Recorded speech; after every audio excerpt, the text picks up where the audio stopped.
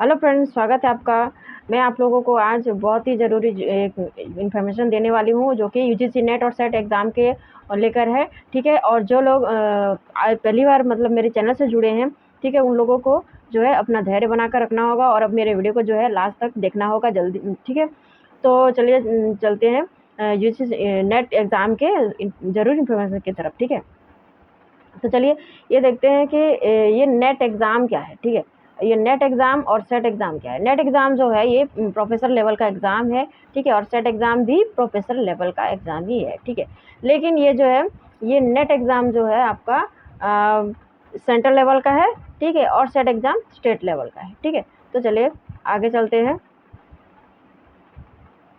ये UGC net जो है ये क्या है। ठीक है, सबसे पहले हम लोग देखें यूजीसी नेट क्या है। यूजीसी नेट जो है ये असिस्टेंट प्रोफेसर एग्ज़ाम है। ठीक है, जो कि साल में 2 बार करवाया जाता है, एक बार जून में और दूसरा दिसंबर में। ठीक है, तो दूसरा 2 बार साल में एग्ज़ाम होता है।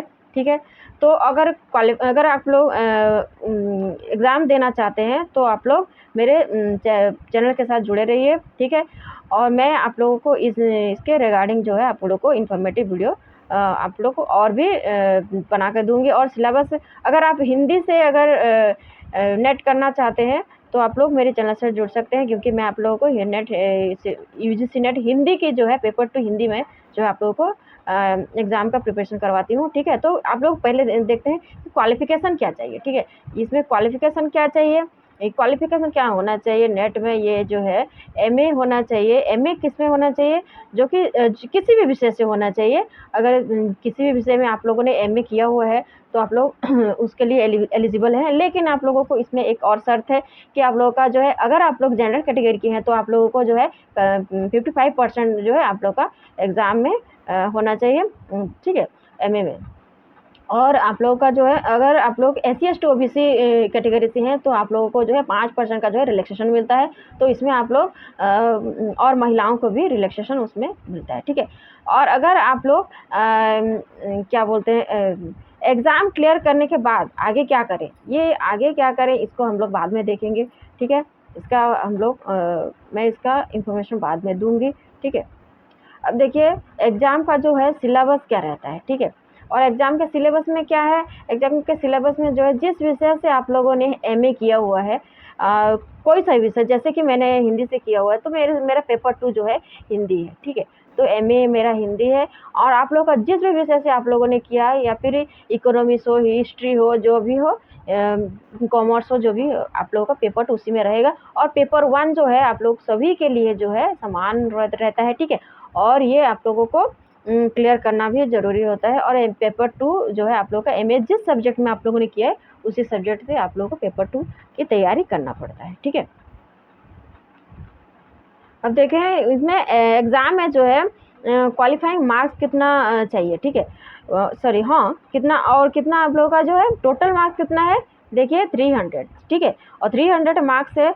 और पेपर 1 में जो है आप लोग का 100 मार्क्स है। ठीक है, पेपर 1 सॉरी, हाँ, पेपर 1 में 100 मार्क्स है। और टोटल जो क्वेश्चन होता है कितना होता है, 50 होता है।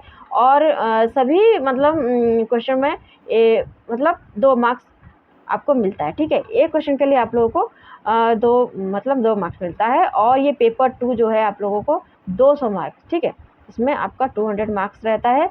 और आप जिस विषय से आप लोगों ने एमए किया है उसी से आप लोगों को करना पड़ता है। ठीक है, और एवरी क्वेश्चन हैव 2 मार्क्स, यानी सभी जो है आप लोगों का सभी क्वेश्चन आंसर जो आप लोगों ने दिया होगा, एक एक क्वेश्चन का जो है आप लोगों को 2 मार्क्स आपको मिलता है। ठीक है,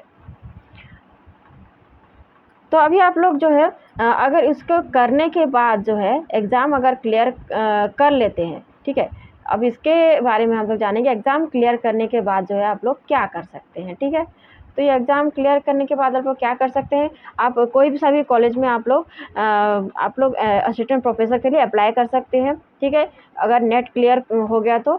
और अगर सेट एग्ज़ाम जो है वो आप लोगों का राज्य लेवल का होता है। कोई सभी राज्य में जो है लगभग सभी राज्य में तो सेट एग्ज़ाम होता ही है।